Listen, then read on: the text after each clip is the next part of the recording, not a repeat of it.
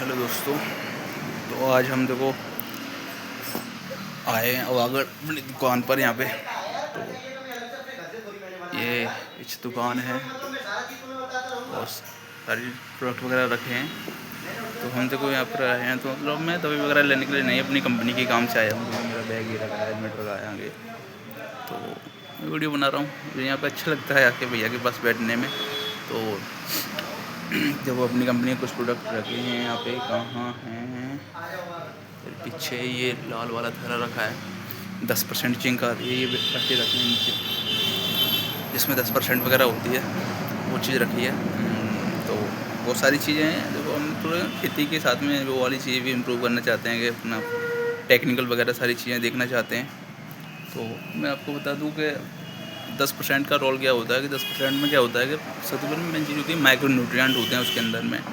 जैसे 10% जिंक तो होती है, जिंक के साथ में उसमें कॉपर होता है, मैग्नीशियम होता है, सल्फ़र होती है, बोरोन होती है, मतलब बहुत सारे ऐसे माइक्रो न्यूट्रिएंट पोषक तत्व मिलाए जाते हैं जो ज़रूरी होते हैं खेत के लिए। वो गेहूँ वगैरह में अच्छा काम करती है।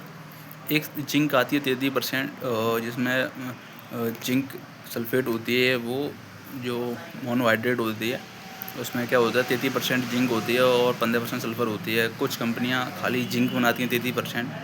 बहुत सारी अलग अलग टेक्निकल चलते हैं। पीछे माइक्रोराजा वगैरह रखा है, कार्बोफ्यूरॉन रखी है और ये फिप्रोनिल रखी है। तो मतलब बहुत सारे टेक्निकल हैं। देखो मैं आपको बता दूं माइक्रोराजा का क्या होता है। माइक्रोराजा एक फंगस होता है, जो क्या करता है कि तो वो क्या कहता है कि जो जड़ों में जाकर ना, जड़ों की वृद्धि के लिए बहुत अच्छा काम करता है माइक्रोराजा।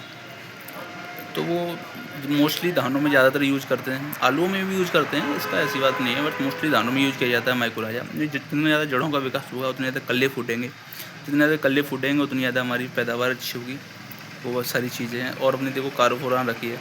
कार्बोफ्यूरॉन का मेन काम होता है अपनी खेती में नीमाटोड हो जाता है ना। और नीमाटोड में कहूँ तो जैसे जड़ों होती हैं दानों में, मोस्टली ये रोग दानों में देखने के लिए मिलता है नीमाटोड वाला। कई जड़ें हो जाती हैं ना, जड़ों में छोटी छोटी गांठें पड़ जाती हैं। तो वो गांठें पड़ जाती हैं, उस जो गांठें हैं ना, उन गांठों को मतलब लाइके और फोड़े फुंसी हो जाते हैं ना, उस लायक मतलब वो हो जाती हैं गांठें उसमें।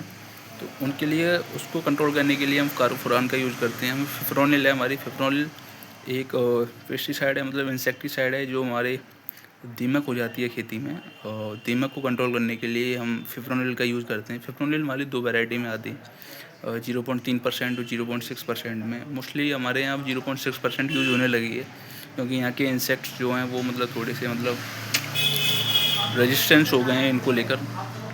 तो मैं सारी चीज़ें हैं, बहुत सारी चीज़ें रखी हैं यहाँ पे पीछे, और भी बहुत सारे टॉनिक वगैरह रखे हैं। तो मैंने ये 2-4 प्रोडक्ट बताए हैं, वो अपनी जानकारी साझा की है। मतलब बहुत सारी चीज़ें जो हमारे साथ में होती हैं अपने आलू तो ज़बरदस्त हैं ही हैं।